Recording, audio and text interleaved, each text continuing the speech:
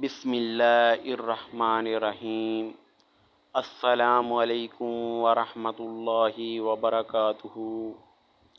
یا حی یا قیوم، علم میں خرچ۔ حضرت ابن مسعود رضی اللہ تعالی عنہ بیان کرتے ہیں، رسول اللہ صلی اللہ علیہ وآلہ وسلم نے فرمایا، دو قسم کے لوگوں پر رشک کرنا جائز ہے۔ ایک وہ آدمی جسے اللہ نے مال عطا کیا اور پھر اس کو راہ حق میں اسے خرچ کرنے کی توفیق عطا فرمائی،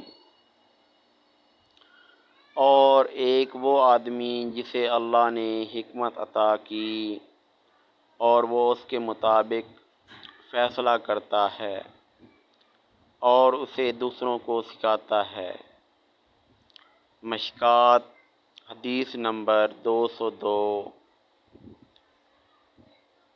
اگر ویڈیو اچھی لگی ہے تو ہمارے چینل کو سبسکرائب کیجیے۔